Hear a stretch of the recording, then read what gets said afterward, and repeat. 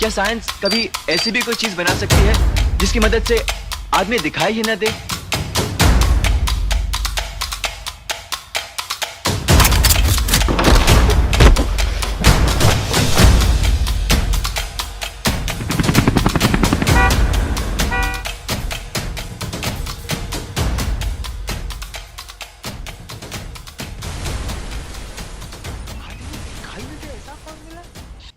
Hello guys, आप देख रहे हैं बॉलीग्राड स्टूडियोज और मैं हूं आपकी दोस्त और होस्ट अंकिता।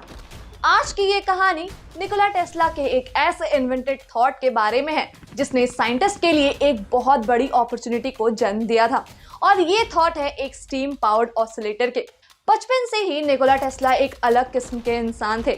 उन्हें डिफरेंट एक्सपेरिमेंट्स करने बेहद पसंद थे, इसलिए उन्होंने बचपन में ही साइंस की बड़ी बड़ी किताबें पढ़कर खत्म कर दी थी। लेकिन उनके माता पिता को टेस्ला का पढ़ना लिखना अच्छा नहीं लग रहा था, क्योंकि वो उसे अपनी तरह ही एक प्रीस्ट बनाना चाहते थे। लेकिन कुछ दिन बाद टेस्ला को एक खतरनाक बीमारी हो जाती है और मौत को अपने ऊपर मंडराते देखकर टेस्ला की आखिरी इच्छा थी कि वो केवल इंजीनियरिंग करना चाहते हैं। और अपने बेटे की हालत को देखते हुए उनके माता पिता भी उन्हें मना नहीं कर पाए थे। टेस्ला ने एक अलग अलग इन्वेंशन करना शुरू कर दिया था। उनकी कुछ इन्वेंशन पूरे होते थे, वहीं कुछ को उन्हें बीच में ही छोड़ना पड़ता था, इस उम्मीद से कि आज ना कल उसे कोई ना कोई बना ही देगा। और इसलिए दूसरी तरफ उनका इलेक्ट्रिसिटी पर कंटिन्यूअस स्टडी चल रहा था।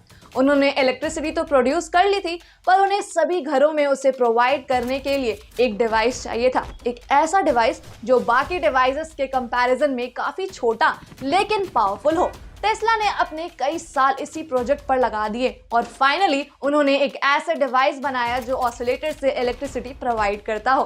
और इस डिवाइस का नाम उन्होंने दिया स्टीम पावर ऑसिलेटर। ये इलेक्ट्रिसिटी जनरेटर देखते ही देखते एक अर्थक्वेक मशीन में जाकर तब्दील हो गया। उन्होंने रियलाइज किया कि किसी पर्टिकुलर फ्रीक्वेंसी में एक सिस्टम में करंट फ्लो होती है, और इसलिए उन्होंने ऐसा ऑसिलेटर बनाया जो वेरियस फ्रीक्वेंसी को कन्वर्ट करके एक सिस्टम में काम करेगा। और जैसे ही इन फ्रीक्वेंसी में से कोई भी फ्रीक्वेंसी करंट के सिस्टम में मैच होगी, सिस्टम में करंट फ्लो होना शुरू हो जाएगा।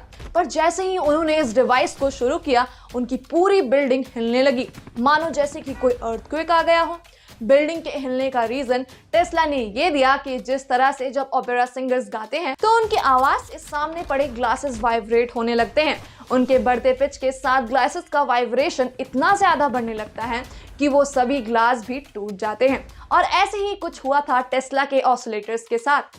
ऑसिलेटर का ऑसिलेशन इतना ज्यादा बढ़ गया था कि उसकी फ्रीक्वेंसी बिल्डिंग के फ्रीक्वेंसी से मैच हो गई थी, जिसकी वजह से एक अर्थक्वेक जैसा वाइब्रेशन होने लगता है। इतनी मेहनत करने के बाद भी उन्होंने हार नहीं मानी और वो अपनी डिवाइस को लेकर न्यूयॉर्क की सड़कों पर निकल गए थे। और तभी उन्हें रास्ते में एक कंस्ट्रक्शन साइट दिखती है और वहां जाकर उन्होंने इस डिवाइस को टेस्ट करने का प्लान किया। लेकिन अनफॉर्चुनेटली वहां भी उन्हें सेम ही रिजल्ट मिले। लेकिन तभी उनके दिमाग में एक आइडिया आया कि इलेक्ट्रिसिटी ना सही, बट इस प्रोजेक्ट को किसी और तरीके से यूज किया जा सकता है। उन्होंने एक ऐसा डिवाइस बनाने का सोचा जिससे जियोलॉजिस्ट अंडरग्राउंड स्ट्रक्चर को समझ सके और इसे रिक्रिएट कर सके।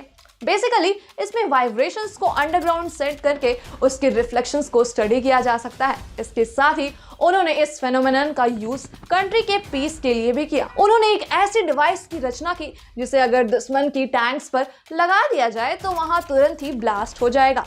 टेस्ला ने वर्ल्ड वॉर 1 और वर्ल्ड वॉर 2 दोनों ही देखे थे। उस समय तो वो कुछ नहीं कर पाए थे, लेकिन बाद में उन्होंने एक ऐसे डिवाइस की रचना की जिससे किसी भी वक्त किसी भी वॉर को रोका जा सकता है। और इस तरह से निकोला टेस्ला ने अपनी एक ही प्लान के बदौलत कई सारे इन्वेंशंस को जन्म दिया। तो ये थी न्यूयॉर्क की सबसे मशहूर इन्वेंटर की सबसे मशहूर कहानी। सुनने में आ रहा है कि इस बार मिस्टर इंडिया में टेस्ला के इसी इन्वेंशन को अलग तरीके से दिखाया जाएगा। फिलहाल हमारी आज की ये कहानी यहीं खत्म होती है। तो आपको ये कहानी कैसे लगी? Let us know in the comment section. धन्यवाद।